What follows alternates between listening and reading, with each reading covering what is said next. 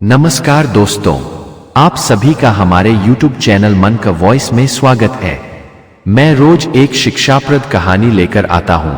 चलिए कहानी शुरू करते हैं। कहानी का शीर्षक है प्रेम कहानी एक मंदिर के पुजारी की। ढोलकपुर गांव में एक कृपा सिंधु नाम का धनी सेठ रहा करते थे। सेठ जी के 4 बेटे थे जो 4 नगरों में अलग अलग अपना व्यापार करते थे और अपनी पत्नी एवं अपने बच्चों के साथ वहीं रहा करते थे। वे कभी कभी गांव भी आते थे अपने माता पिता से मिलने, क्योंकि माता पिता उनके साथ नहीं गए थे। वे अपने पुश्तैनी गांव की मकान में अपनी बूढ़ी हो चुकी पत्नी के साथ रहा करते थे। पति पत्नी दयालु एक नेक इंसान थे।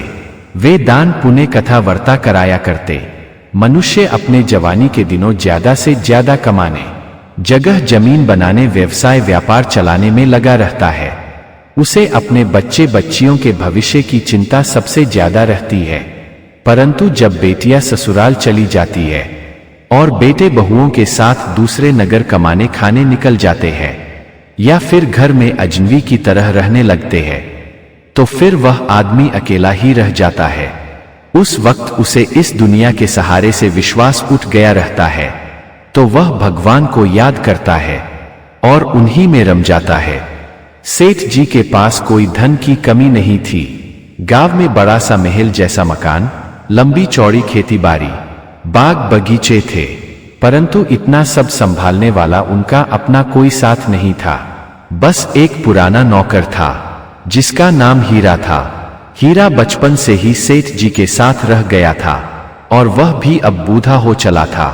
उसका भी कोई अपना नहीं था और उसने विवाह नहीं किया था। वैसे सेठ ने कई बार उसे सलाह दिया था कि विवाह कर ले, परंतु उसने मना कर दिया था। हीरा सेठ जी के लिए बुढ़ापे में एक नौकर नहीं, एक मजबूत मित्र था। सेठ जी बुढ़ापे में अपनी सुविधा के लिए एक बड़ा सा मंदिर बनवा लिए थे कि सेठ सेठानी को दूर कहीं पूजा पाठ के लिए नहीं जाना पड़े। मंदिर के पास एक बड़ा सा तालाब और बहुत सुंदर बागवानी लगवा दिया था। हीरा ने सेठ को सलाह दिया कि मालिक मंदिर बनकर बिल्कुल तैयार है, परंतु उसमें एक बड़ी कमी है।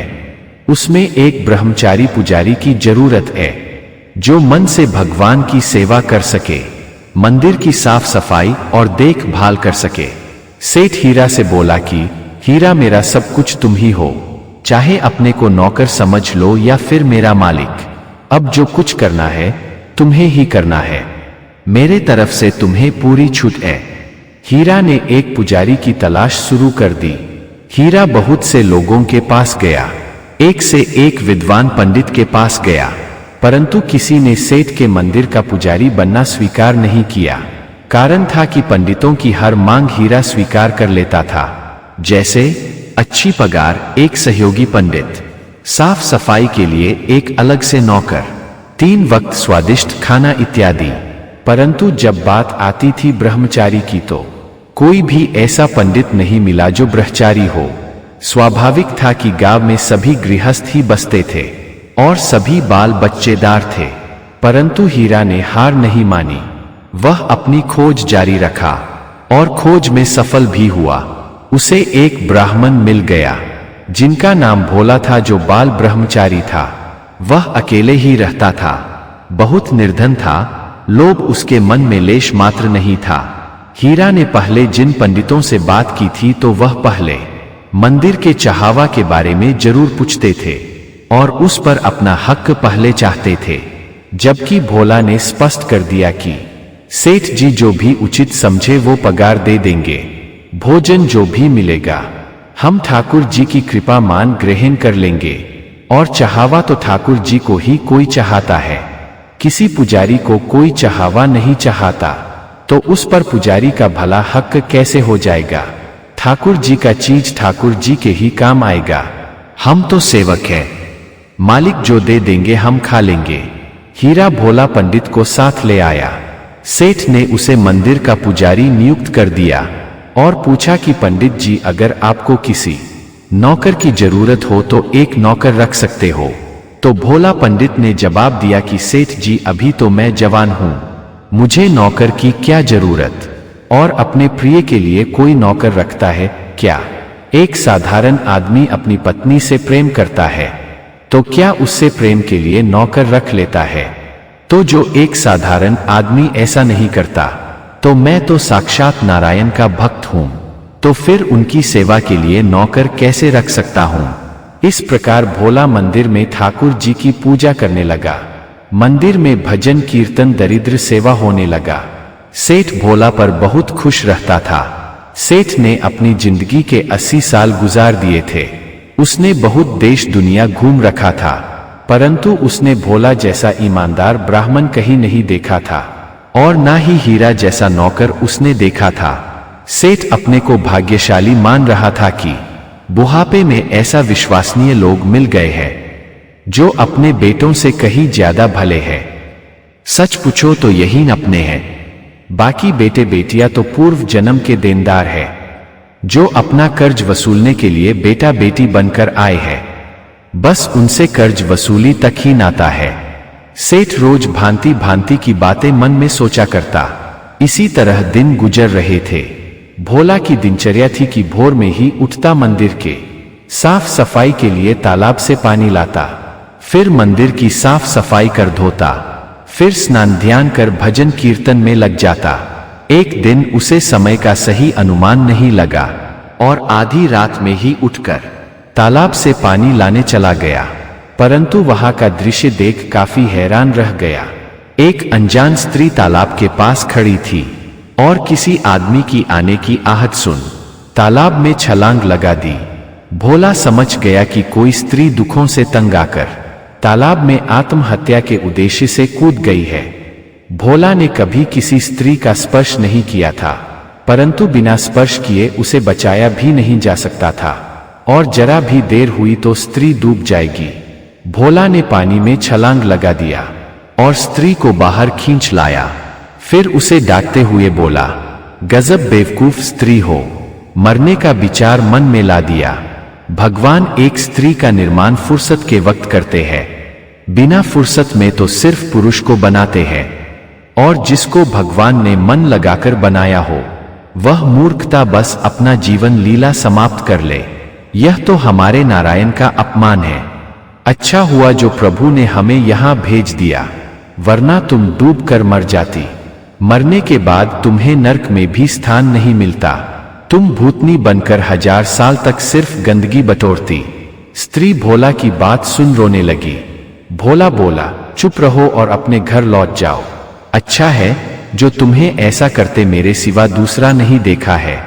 तुम इस बात को एक सपना की तरह भूलकर अपने घर चली जाओ और अपने काम में लग जाओ। स्त्री बोली, मैं अब घर नहीं जा सकती, मेरा इस संसार में कोई नहीं है। मैं ऐसी अभागन हूं कि मेरे सिवा मेरी तरह दूसरी हो ही नहीं सकती। भोला बोला, आखिर अब तक तो तुम किसी ना किसी घर में किसी के साथ रह ही रही थी, अचानक से क्या हो गया कि तुम्हारा अब कोई नहीं है? स्त्री बोली, मेरा विवाह बचपन में हो गया था, उसका मुझे याद नहीं। जब बड़ी हुई तो ससुर मेरा विदाई कराकर ले गया, परंतु उस घर में बूली सास और ससुर के अलावा कोई नहीं था। मैंने सास से अपने पति के बारे में पूछा तो उन्होंने बताया कि तुम्हारा पति परदेश चला गया है, कुछ दिनों में आ जाएगा। परंतु 5 साल गुजर गए, उनका कुछ दिन नहीं आया। तो मैंने उनसे कहा कि आप अब मेरे को मेरे पति के पास पहुंचा दीजिए। तो सास ने बताया कि तुम किस पति के पास जाओगी? मेरे बेटे ने तो परदेश में विवाह कर लिया है और वह वहीं रहता है। तुम्हें तो हमने अपनी सेवा के लिए बुला लिया था, अब तुम हमारी सेवा करती रहो और यही अपनी जिंदगी बिताती रहो। मैं अपनी सास से लड़ गई कि आपने मुझे 5 साल तक अंधेरे में रखा, पहले मुझे नहीं बताया। मैं अपने पति के पास हर हाल में जाऊंगी, आप उसका पता बताओ। तब एक पड़ोसी ने बताया कि ये बुढ़िया क्या बताएगी, जब इसका कोई बेटा होगा तब तो बताएगी। इसका एक बेटा था, परंतु उसकी मौत तो बचपन में ही हो गई थी। अब बूढ़ा और बूली अपने स्वार्थ के लिए तुम्हें मनगढ़ंत कहानी सुना रहे हैं। मैं वहां से नाराज हो निकल गई। और अपने मायका चली गई। परंतु वहां तो मेरे माता पिता की मृत्यु हो चुकी थी। घर में भाई भाभी मिले। मैंने उनसे उलाहना दिया कि माता पिता की मृत्यु हो गई और तुमने हमें खबर तक नहीं किया। फिर मैंने अपनी आपबीती उनसे सुनाई तो भाई भाभी के तेवर अचानक से बदल गए और भाई और भाभी ने मुझे पहचानने से इनकार कर दिया। वह बोले कि मेरी तो कोई बहन थी ही नहीं। भाभी ने मेरे केश पकड़कर घर से बाहर कर दिया। अब आप ही बताओ कि मैं क्या करती। भोला उसकी दुख भरी व्यथा सुन खुद रो पड़ा। वह स्त्री से बोला, तुम मेरे साथ मंदिर पर चलो, अभी तुम्हारे कपड़े भींगे हुए हैं, पहले उसे बदल लो। मेरे पास कई धोती है, चलो दे देता हूं। फिर हम सुबह में अपने सेठ से बात कर कोई ना कोई रास्ता निकालते हैं। सुबह में भोला सेठ से उस स्त्री के विषय में बताया तथा बोला कि आप बड़े सेठ हो, इस स्त्री का कल्याण कर दो, किसी से इसका विवाह कराकर इसका घर बसा दो। सेठ बोला, बहुत अच्छी बात है, यह लड़की कुछ दिन मेरे घर में ही रहे, हमारी सेठानी की सेवा करती रहे, भोजन बनाती खाती रहे, तब तक कोई ना कोई प्रबंध करता हूं। सेठ हीरा के जिम्मे लगा दिया कि हीरा हम एक पुण्य का काम भी कर देते हैं, इस अनाथ लड़की का विवाह करा देते हैं। हीरा तुम इसके लिए एक अच्छा सा लड़का ढूंढो। हीरा प्रयास में लग गया। वह लड़की के पिछली जिंदगी की सारी बातें बता देता तो लड़के वाले भड़क उठते कि हमें किसी विधवा से अपने बेटे की शादी नहीं करनी जो अपने पति को खा गई हो। सेठ ने तो मना कर रखा था कि हीरा तुम गलती से भी लड़की के पिछली जिंदगी के चर्चे किसी से मत करना, हम इसकी शादी कुंवारी बता कर देंगे। लड़की की शादी में अगर कुछ बातें झूठ भी बोली जाए तो वह पाप में नहीं आता। परंतु हीरा ने सोच रखा था कि पूरी जिंदगी सच्चाई में बिताई है तो आखिरी में एक झूठ बोलकर गुनाहगार क्यों बनो। इस तरह 1 साल गुजर गए, परंतु हीरा उस लड़की के लिए लड़का नहीं ढूंढ पाया। इधर लड़की सेठ सेठानी की सेवा करती, फिर भोला के लिए मंदिर में रोज भोजन लेकर जाती। धीरे धीरे लड़की के मन में भोला के प्रति प्रेम उमड़ आया था। वह चाहती थी कि मेरी शादी भोला से हो जाती तो कितना अच्छा होता। वह रोज भगवान से प्रार्थना करने लगी कि हे भगवान, मेरी शादी भोला से करा दो। उधर भोला के मन में भी उस लड़की ने स्थान बना लिया था। वह सोचता कि मेरी शादी इस लड़की से हो जाती, परंतु मैं तो ब्रह्मचारी हूं, एक ब्रह्मचारी भला विवाह कैसे कर सकता है। एक दिन लड़की मंदिर में भगवान के सामने कह रही थी कि हे प्रभु, यदि आप मेरी सेवा से प्रसन्न हो तो मेरी शादी भोला से करा दो। संयोग से सेठ मंदिर के बाहर ही खड़ा था और लड़की के बहुत धीरे बोली गई आवाज को सुन लिया। शायद भगवान ने उसे सुना दिया।